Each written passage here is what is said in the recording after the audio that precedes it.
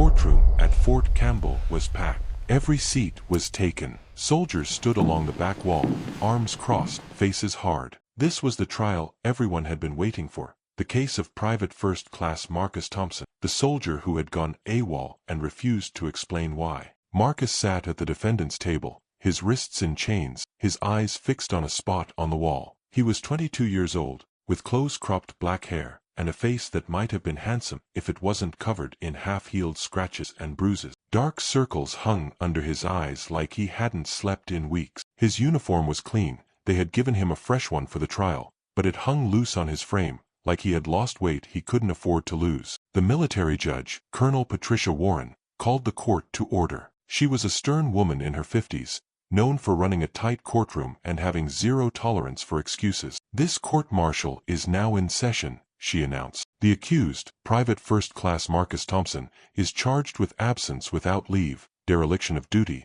and failure to obey a lawful order." How does the accused plead? Marcus's defense attorney, a young captain named David Chen, stood up. "Not guilty, Your Honor." A murmur rippled through the courtroom. Not guilty. Everyone knew Thompson had been gone for 3 days. Everyone knew he had been found 40 miles from base with no explanation. What possible defense could there be? Colonel Warren silenced the room with a look. "Prosecution, you may begin." Major Sandra Reeves, the prosecutor, rose from her seat. She was sharp, polished, and had never lost a case at Fort Campbell. She approached the center of the room with the confidence of someone who knew exactly how this was going to end. "Your Honor, members of the court," she began. "This case is simple. On the night of September 14th, Private Thompson left Fort Campbell without authorization. He was absent for 72 hours. He made no attempt to contact his unit. He offered no explanation upon his return. When questioned by military police,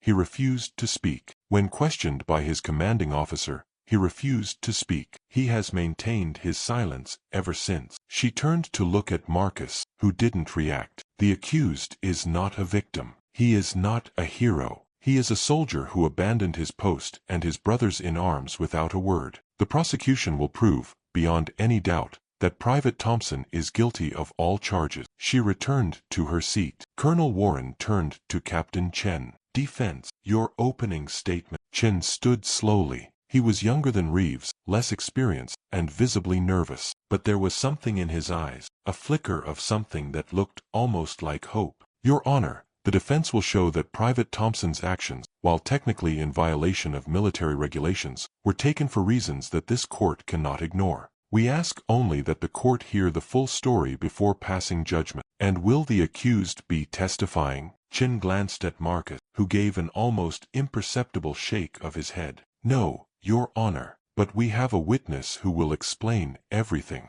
Another murmur from the crowd. A witness? What witness? Thompson hadn't spoken to anyone since his arrest. Who could possibly know what had happened during those 3 days? Colonel Warren frowned. "Very well. Prosecution, call your first witness." Major Reeves's first witness was Captain James Holloway, Marcus's company commander. He was a broad-shouldered man with a permanent scowl and a reputation for demanding perfection from his soldiers. "Captain Holloway," Reeves said, "please describe Private Thompson's behavior in the weeks leading up to his disappearance." Holloway shifted in his seat. "Thompson was a good soldier, quiet, kept to himself, but reliable. Never had any problems with him. That's what made this so unexpected." "And on the night of September 14th, Thompson was scheduled for a night shift at the motor pool. When he didn't show up, we assumed it was a mistake. Maybe he got the schedule wrong. But by morning, he was still gone. No note, no message, nothing.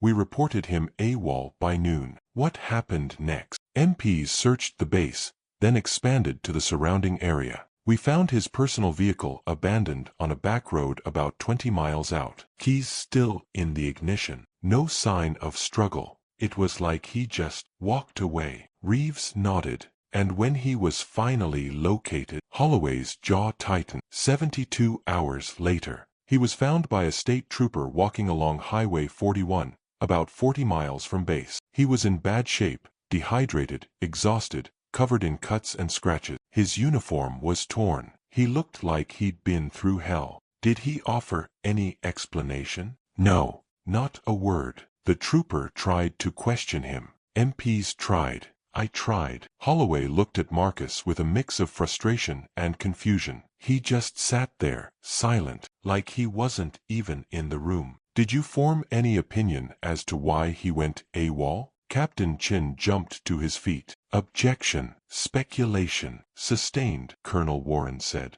Move on, Major. Reeves smiled thinly. No further question. Chin approached the witness stand. Captain Holloway, you said Private Thompson was a good soldier. Can you elaborate? Holloway nodded reluctantly. Thompson was one of the best I had. Always on time, always did his job, never complained. Some of the younger guys looked up to him. He was the kind of soldier you want in your unit. And in your experience, do good soldiers typically go AWOL without reason? Objection, Reeves said. Calls for speculation. I'll rephrase. Captain, in your 15 years of service, have you ever seen a soldier with a spotless record suddenly abandon their post for no reason at all? Holloway hesitated. No, I haven't. So it's fair to say that if Private Thompson left, a soldier with no history of discipline problems, no mental health flags, no personal issues on record, there might have been a reason? I suppose. Thank you, Captain. No further question. As Holloway stepped down,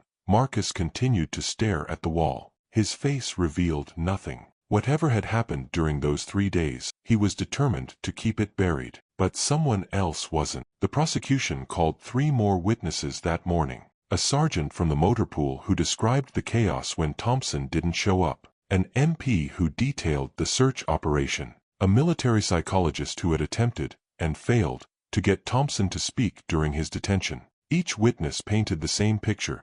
A silent soldier who had abandoned his duty and refused to explain himself. By the time the prosecution rested, the outcome seemed inevitable. It was almost noon when Captain Chen rose for the defense. Your Honor, the defense calls its only witness, Mrs. Linda Castillo. A confused silence fell over the courtroom. No one recognized the name. Marcus's head snapped up for the first time since the trial began, his eyes wide with something that looked like panic. The doors at the back of the courtroom opened. A woman walked in. She was in her mid-30s, Hispanic, with tired eyes and trembling hands. She wore a simple dress and clutched a rosary like it was the only thing keeping her upright. Behind her, holding her hand, was a little girl. The girl couldn't have been more than 6 years old. She had curly black hair tied in pigtails, and she walked with a slight limp, favoring her left leg. Her eyes swept across the courtroom, taking in all the uniforms and serious faces, until they landed on Marcus. Her face lit up. That's him, Mama, she said, her small voice cutting through the silence. That's the soldier who found me. The courtroom erupted. Colonel Warren banged her gavel. Order in this court. But no one was listening. Soldiers were on their feet, craning to see. The prosecutors huddled together, whispering urgently. Captain Holloway stared at the little girl like he was seeing a ghost. Marcus had gone pale. His hands, still chained, were shaking. Mrs. Castillo was led to the witness stand. Her daughter was allowed to sit in a chair beside her, close enough to hold her mother's hand. Colonel Warren waited until the room was silent again before speaking. Mrs. Castillo, please state your relationship to the accused. The woman looked at Marcus with tears streaming down her face. I never met him before last week, she said, but he saved my daughter's life. Mrs. Castillo's voice trembled as she began her testimony. My daughter's name is Sophia. She's 6 years old. We live in Clarksville, about 15 miles from Fort Campbell. On September 14th, Sophia was playing in our backyard. I went inside for just a few minutes, to answer the phone. She paused, wiping her eyes. When I came back, she was gone. The courtroom was silent. Even Major Reeves had stopped taking notes. I searched everywhere. The yard, the street, the neighbors' houses. Nothing. I called 911. The police came, then more police, then search teams. Everyone was looking for her. It was on the news. Missing child in Clarksville. Maybe some of you saw it. A few soldiers nodded. The story had made local headlines. A 6-year-old girl who had vanished from her own backyard. The search had gone on for days. The police found her shoe near the woods behind our house. They thought They thought the worst. They brought in dogs, helicopters, volunteers. But the woods are so big, and Sophia is so small. Mrs. Castillo broke down. Her daughter squeezed her hand. "It's okay, Mama," Sophia said softly. "The soldier found me." After a moment, Mrs. Castillo composed herself and continued. 3 days. For 3 days, I didn't know if my daughter was alive or dead. The police kept searching, but I could see it in their faces. They were losing hope. They thought she was gone. She looked at Marcus. And then, on the 3rd night, there was a knock on my door. It was past midnight. I opened it, and there was a soldier standing there. This soldier, holding my daughter in his arms. The room was absolutely still. No one moved. No one breathed. Sophia was dirty, dehydrated, scared. She had cuts on her legs and a sprained ankle. But she was alive. She was alive because of him. Mrs. Castillo pointed at Marcus. He didn't say anything. He just handed her to me, made sure she was safe, and then he turned and walked away. I tried to stop him, tried to thank him, but he was gone before I could even ask his name. The police found him a few hours later, walking along the highway. She turned to Colonel Warren. "I didn't know who he was until I saw his picture on the news last week. They said he was on trial for abandoning his post. They said he was a deserter." Her voice cracked with emotion. "This man is not a deserter. This man spent 3 days in those woods, alone, searching for my daughter when everyone else had given up. He found her in a ravine, half a mile from where the search teams had been looking. He carried her out on a sprained ankle of his own. He saved her life, and he never said a word to anyone." She looked at Marcus, who had tears streaming down his face. "He's not a criminal. He's a hero." The courtroom was in chaos. Soldiers were talking over each other. Someone in the back was crying. Colonel Warren banged her gavel repeatedly, trying to restore order. "Silence. I will have silence in this courtroom." Gradually, the noise subsided. Major Reeves stood up, looking shaken. "Your Honor, the prosecution requests a recess to verify this testimony." "Denied," Colonel Warren said flatly. "You'll have your chance to cross-examine. Captain Chen, continue with your witness." Chen approached Mrs. Castillo gently. "Mrs. Castillo, did Sophia ever tell you how Private Thompson found her?" The woman nodded and looked at her daughter. "Do you want to tell them, Mija?" Sophia's voice was small but clear. "I was lost in the woods. I fell down a big hill and hurt my leg. I couldn't walk. I yelled for help, but no one came. I was there for a long, long time. It got dark and cold and scary." She paused, her little hands gripping her mother's fingers. "Then I heard someone calling. He was saying, 'Is anyone there? Hello?' over and over. I yelled back, and he found me. He climbed down the hill, even though it was really steep. He gave me his jacket because I was cold. He carried me on his back for a really long time. His leg was hurt too, but he didn't stop." "Did he tell you his name?" "No. I asked him, and he just said, 'Don't worry about that. Let's get you home.' He was really tired, but he kept going. And when you got home, he put me down at the door and knocked. When my mama opened it, he gave me to her. I wanted to say thank you, but he was already walking away." Chen turned to the court. "Your Honor, the defense would like to enter into evidence the Clarksville Police Department's missing persons report for Sophia Castillo, as well as hospital records documenting injuries consistent with her account, and medical records for Private Thompson showing a sprained ankle, severe dehydration, and multiple lacerations consistent with extended exposure to wilderness terrain." He handed a folder to the court clerk. "Private Thompson didn't go AWOL to abandon his duty. He went AWOL to save a life. And when he succeeded, he didn't seek recognition. He didn't call the media. He didn't even tell his own unit. He simply walked back toward base, alone, expecting to face punishment in silence." Chen looked at Marcus, who still hadn't spoken. "Because that's the kind of soldier he is. The kind who does what's right, regardless of the cost to himself." Major Reeves stood slowly. Her face was pale, her usual confidence gone. "Mrs. Castillo," she said carefully, "why didn't Private Thompson report his location? Why didn't he contact authorities to assist in the search?" Mrs. Castillo shook her head. "I don't know. You'd have to ask him." Every eye in the room turned to Marcus. Colonel Warren leaned forward. Private Thompson, this court has heard extraordinary testimony today. You have remained silent throughout these proceedings. Will you speak now? Marcus sat still for a long moment. Then, slowly, he rose to his feet. Permission to address the court, Your Honor. Granted. The room held its breath. Marcus Thompson's voice was hoarse, like he hadn't used it in days, which, in many ways, he hadn't. I know what I did was against regulations, he began.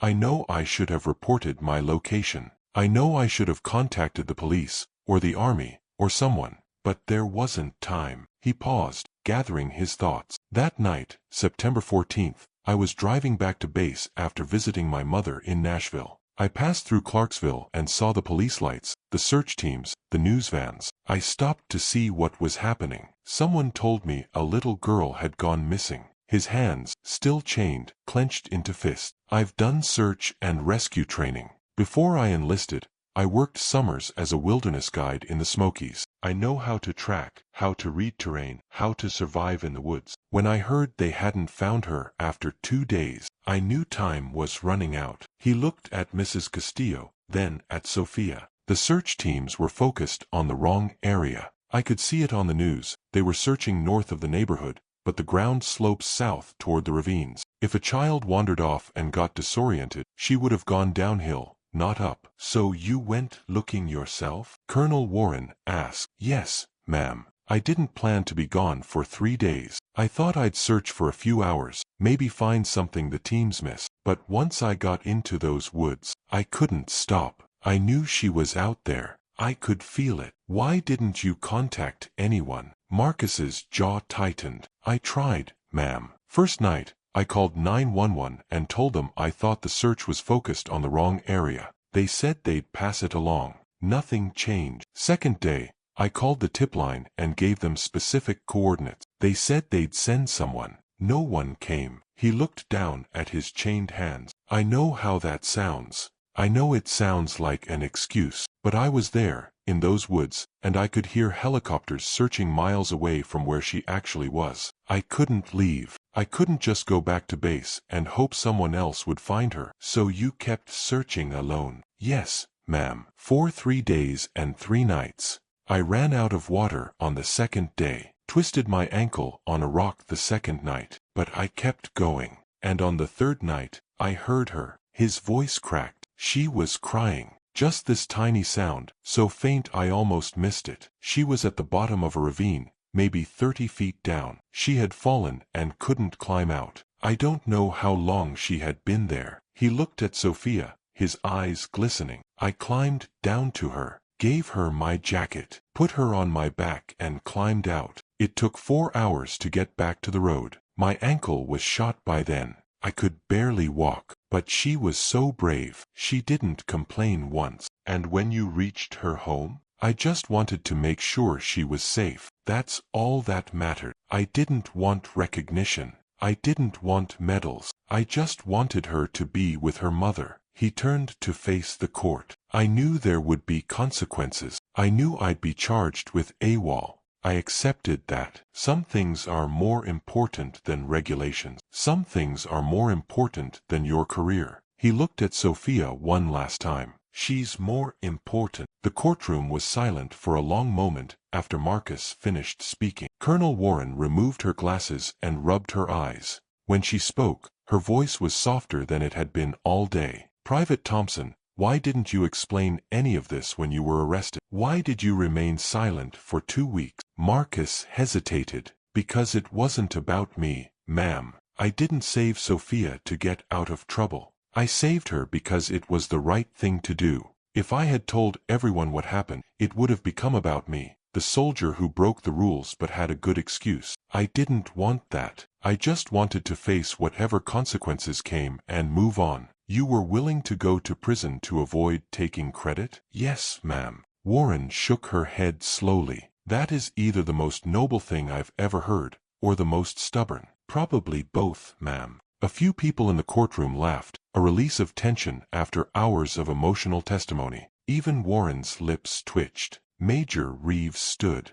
Her face was conflicted, caught between duty and something deeper. Your Honor, in light of this new testimony, The prosecution requests a recess to reconsider its position. Granted. This court will recess for 1 hour. When the court reconvened, Major Reeves stood before the judge with a different demeanor. The sharp edges were gone, replaced by something that looked almost like respect. Your Honor, the prosecution has verified Mrs. Castillo's testimony with the Clarksville Police Department. Sophia Castillo was indeed found and returned home on September 17 by an unidentified individual matching Private Thompson's description. The police had closed the case as a Good Samaritan rescue and had been attempting to locate the rescuer to recognize him publicly. She paused. Given these circumstances, the prosecution moves to dismiss all charges against Private First Class Marcus Thompson. The courtroom erupted in cheers. Soldiers who had sat in judgment all day were now on their feet, applauding.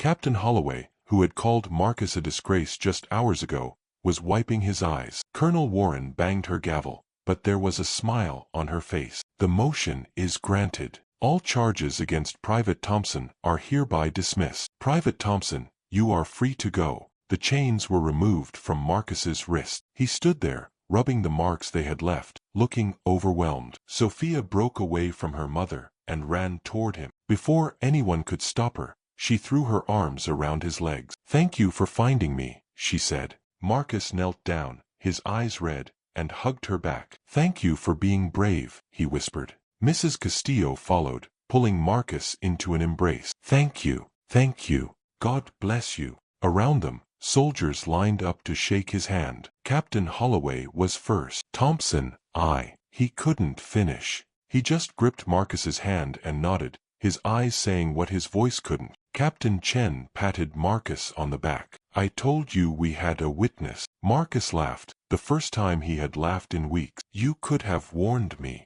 and ruined the surprise." The story of Private Marcus Thompson spread like wildfire. Within days, it was on every news channel in the country. The soldier who went AWOL to save a child. Headlines called him a hero. Talk shows wanted to interview him. The governor of Tennessee personally called Fort Campbell to commend him. Marcus declined every interview request. He didn't want fame. He didn't want attention. He just wanted to go back to being a soldier. But the army had other plans. 3 weeks after his trial, Marcus was called to a special formation at Fort Campbell. He assumed it was just another routine event, until he saw the general. Lieutenant General Patricia Hayes, commander of the 101st Airborne Division, stood at the front of the formation. Beside her was a table covered in velvet cloth. Private First Class Marcus Thompson, front and center. Marcus walked forward, his heart pounding. The entire battalion was watching.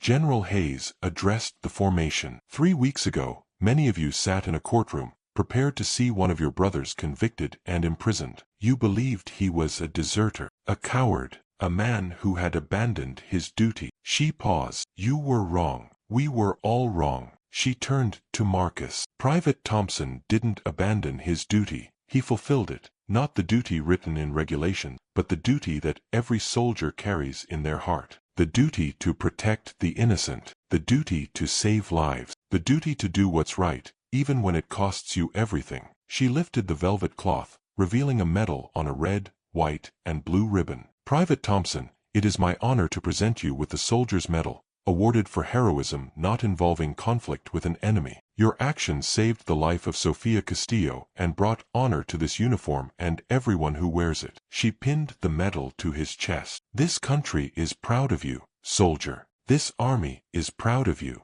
and I am proud to serve alongside men like you. She stepped back and rendered a crisp salute. Behind her, the entire formation followed suit. Marcus stood at attention, tears streaming down his face, surrounded by the same soldiers who had judged, doubted him, and called him a traitor. They were saluting him now, not because he had been ordered, but because he had earned it. Captain Holloway's voice rang out from the formation. "Hooah, Thompson!" The response was thunderous. "Hooah!" 6 months later, Marcus Thompson was promoted to sergeant. He had requested to stay at Fort Campbell, and the army had granted his wish. He continued to serve quietly, avoiding attention whenever possible, focusing on training younger soldiers and leading by example. But he made one change to his routine. Every Sunday afternoon, he drove to Clarksville and spent a few hours with the Castillo family. Sophia adored him, She called him her soldier angel and showed him every drawing she made at school. Mrs. Castillo always had food ready,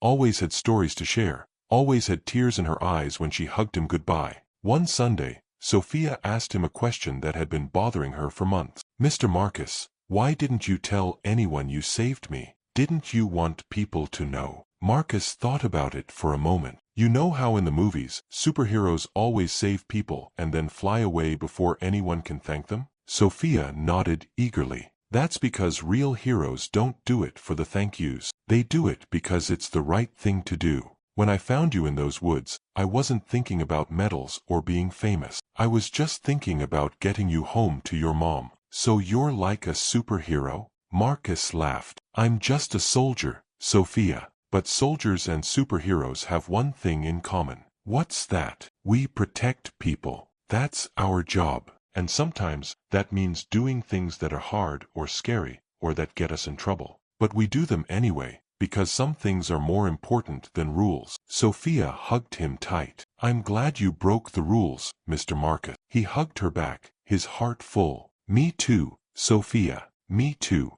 On the mantel in Mrs. Castillo's living room, there was a framed newspaper clipping. The headline read, "AWOL soldier revealed as child's rescuer." Next to it was a photograph of Marcus receiving his medal, and beside that, a crayon drawing Sophia had made. The drawing showed a little girl with curly black hair, lost in a forest of tall green trees, and coming through the trees, flashlight in hand, was a figure in green with a big red heart on his chest. Underneath, in wobbly 6-year-old handwriting, were the words, "My hero." Marcus saw that drawing every time he visited, and every time, it reminded him why he had done what he did, why he would do it again without hesitation. Because some things were more important than regulation. Some things were more important than careers. Some things were more important than anything. Some things, like a little girl crying at the bottom of a ravine, were worth everything. If this story moved you, hit that subscribe button and turn on notifications so you never miss another powerful story. Drop a comment below and tell us, would you break the rules to save a life? We'd love to hear what you think.